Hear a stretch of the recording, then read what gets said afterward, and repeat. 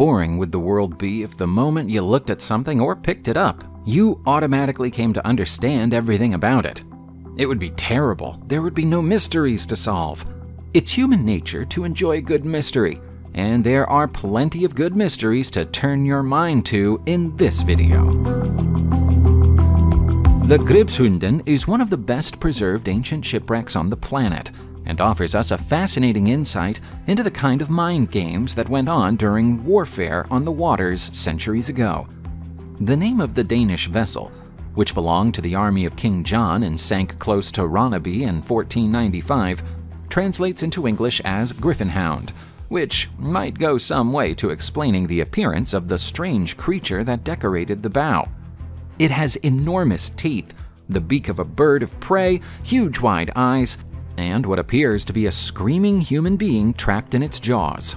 The terrifying monster was raised from the wreck in 2015. The wreck is so well preserved that traces of the original paintwork still cling to the figurehead, which confirms what historians have long believed about figureheads like this being painted with bright colors after they were carved. Parts of the wreck have split open and spread across the ocean floor, but archaeologists believe that this happened before the sinking rather than after. Historical records suggest that the Gunden sank because of a fire on board. Looking at the evidence, a full-on explosion appears to be a more likely cause. In September 2015, a terrible storm battered Collooney in County Sligo, Ireland. As it did so, it uprooted a beech tree that had stood in the town for 215 years. That was a shame for the tree, but it was good news for archaeologists, because when the tree was uprooted, a medieval skeleton came out of the ground with the roots, or at least half of it did. The top half of the skeleton came with the roots. The legs stayed in the ground. The roots of the tree had grown straight through the human bones, but hadn't damaged them in the process of doing so. Osteoarchaeologist Dr. Linda Lynch examined the bones and determined that the bones are those of a man who was no more than 20 years old when he passed away somewhere between the 11th and 12th centuries. He was unusually tall for that period of history, around 5'10" in a time when the average height for a man was 5'5". Dr. Lynch couldn't confirm an exact cause of death, but the severe injuries to his rib bones are consistent with damage from a sword. When the ancient Romans began quarrying chalk from the limestone underneath the French town of Nore in the 3rd century, they began a process which resulted in a whole underground city being carved beneath the town, complete with miles of roads, 300 rooms, chapels, cowsheds, and even a bakery. The secret city has been used as a shelter many times over the centuries, including during the Middle Ages and, more recently, the First World War. We know that soldiers came here during the First World War because they left thousands of pieces of graffiti around behind on the walls. There are nearly 2,000 names carved into the walls here. 731 names have been identified as those of Australian soldiers, plus 339 Brits and 55 Americans. The rest either couldn't be traced or left only partial names behind. One of the most poignant examples reads, H.J. Leach, merely a private, 13716, S.A. Australia. Sadly, Herbert John Leach lost his life during the Battle of Poitiers just a few weeks after he added his name to the wall. He was 25 years old. The River Thames in London, England has been accidentally collecting historical artifacts for centuries. You'll find mudlarks and dredgers working on the banks of the river every day. It's not often that they make a discovery like this one, though. It's a very rare medieval-era devotional panel depicting the trial and subsequent execution of Thomas, the former Earl of Lancaster. Thomas was a political rebel during his lifetime and became a martyr in death. The object, which dates back to the 14th century, was found on the banks of the famous river in early 2015. Thomas was born into the royal family as the cousin of King Edward II, but aligned himself with a group of barons intent on curbing the king's power in the north of England. That led to his execution for treason in 1322. The devotional panel was made by followers of the Earl. who created a scene that shows Christ and the Virgin Mary looking on from above, waiting to receive his immortal soul. Several copies of the panel were probably made and distributed among those sympathetic to the Earl's cause in the years that followed his death. But this is the only one that's known to have survived to the present day. The Magna Carta is one of the most important documents in British history. It's a royal charter of rights, signed by King John in Runnymede in June 1215. It's the country's first ever document that explicitly confirms that neither the monarch nor their government is above the law. In February 2015, a very early edition of the Magna Carta was found in the archives of Kent County Council. The document was found by accident by Dr. Mark Bateson, who'd been brought in by the council to try to find another important document, the town's Charter of the Forest. He found it, but he also found the Magna Carta hidden inside a Victorian-era scrapbook. It's incomplete. Roughly 1/3 of the pages are missing, but even taking that into account, its age and rarity give it a value of around £10 million. The only other copy of the Magna Carta of such age is owned by the Oriel College of Oxford University. It's not quite an original copy. It was written in the year 1300, but it's older than the one on display inside the Houses of Parliament. Let's take a look at some discoveries that were made in Norway in April 2020. There, rising temperatures have melted a mountain ice path for the first time in 1,800 years and revealed some ancient artifacts that were once trapped inside the ice. The ice first started to retreat from Lendbreen Pass in 2011, leading to the discovery of a 3rd century woolen tunic. But that was only a precursor for what was to come. In April, archaeologists discovered leather shoes, knitted mittens, and arrows preserved so well that even their feathers were still attached. Carbon dating of the discoveries has shown that this route was used extensively by travelers from the 2nd century onward, continuing until the 14th century. By then, it would have been extremely icy and totally inhospitable. The majority of the artifacts recovered from the mountain come from around 1,000 years ago, which would be the peak time for the Vikings. Experts are still working at the site on discoveries, both large and small, ranging from full-sized shelters and stone-built cairns to tiny amounts of discarded dairy produce. Here's an ancient artifact that was nearly lost to misuse because someone was employing it as a doorstep. This is a 3,500-year-old ceremonial dagger, and it's one of only 6 of its kind that have ever been found in Europe. It turned up as a farmer plowed his field in Norfolk, England in 2004, but the farmer thought nothing of it and took it home to prop his doors open as and when he needed to. To give it its proper name, this Bronze Age relic is a dirk and was likely to have been used in ceremonies rather than in combat.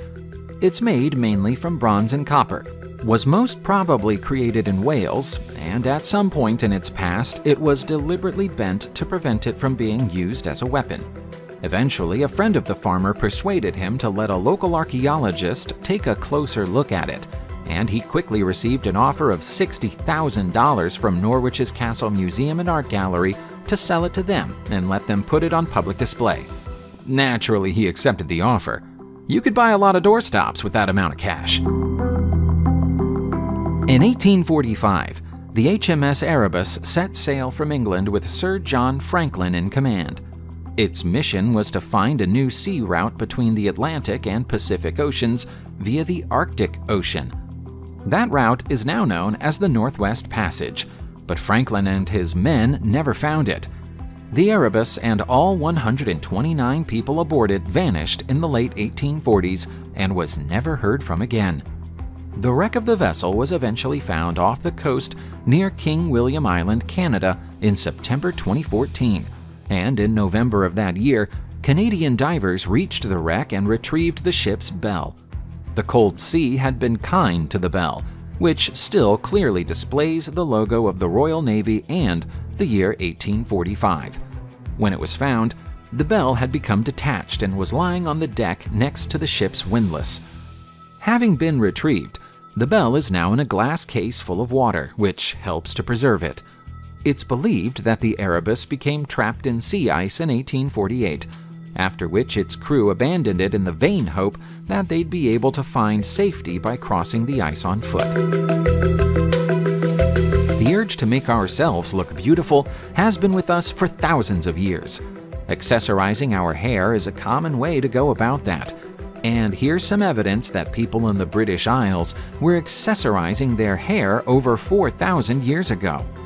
This 4,300-year-old gold artifact is believed to be a hair tress and was discovered by a group of schoolboys who were assisting with an archaeological dig in the North Pennines village of Kirkaw in August 2014. It's one of the oldest metal artifacts ever to be found in the entire country. Archaeologists suspect that it belonged to a first-generation metalworker, but probably not one who was born there. Metalwork was relatively unknown to the Brits of the time, so it's more likely that the tress was made by or belonged to someone who'd come to the country from abroad in search of new gold and copper mining resources. The tress was found inside a burial mound that also contained a jet button and some flint arrowheads.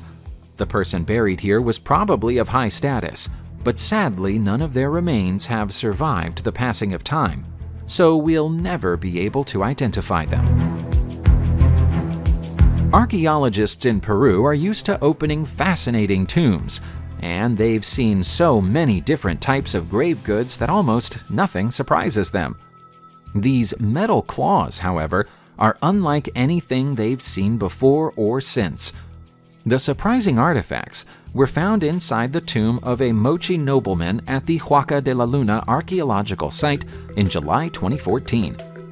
The claws are really just gloves with metal fixtures attached to them to simulate the appearance of feline claws, and archaeologists are at a loss to explain what they were used for. They wouldn't have been much use in a conventional combat situation, so it's possible that they played part in an unusual ritual. Alternatively, perhaps there was an ancient Mochi sport similar to boxing in which combatants wore claws rather than boxing gloves. They're approximately 1,500 years old. It's known that the Mochi culture had a strong interest in the arts, so it's not out of the question that these were just fashion garments worn by the tomb's occupant. The civilization existed in Peru before the Inca and disappeared for unknown reasons. As well as studying the past, archaeology is all about walking in the footsteps of our ancestors, and sometimes we mean that literally. In February 2014, researchers announced the discovery of a collection of footprints left behind an incredible 800,000 years ago by a mixed group of prehistoric adults and children in Happisburgh, England. The footprints are on the shore, so it's a wonder that they haven't been washed away before now.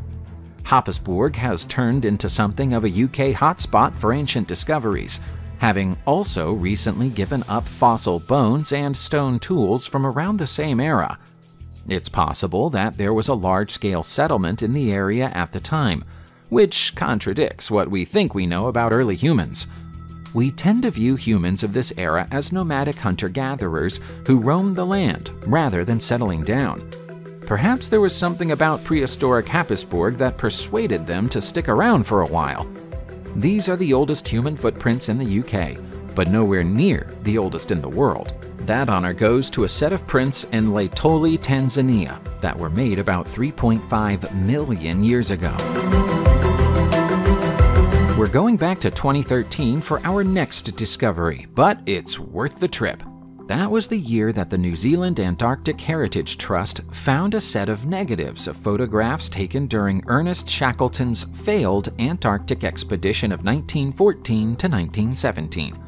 They were discovered inside an expedition hut, left behind from Robert Falcon Scott's failed attempt to reach the South Pole in 1912. The cellulose nitrate negatives have fused into clumps and were kept inside a box belonging to Scott's photographer Herbert Ponting. Separating the negatives was a long and complicated process, but scientists were eventually able to recover 22 pictures of landmarks around Antarctica's McMurdo Sound. There are also a few photographs of life aboard Shackleton's ship, the Aurora. One of the few people who can be identified in the images is Alexander Stevens, the mission's chief scientist and geologist. The photos were almost certainly taken by Arnold Patrick Spencer Smith, who was Shackleton's photographer. Sadly, he didn't survive being stranded in Cape Evans for almost a year after the failure of the mission and was buried on the Ross Ice Shelf. Subscribe to the channel, turn on the notification bell, and enjoy watching new videos on my channel. Thanks for watching and see you soon!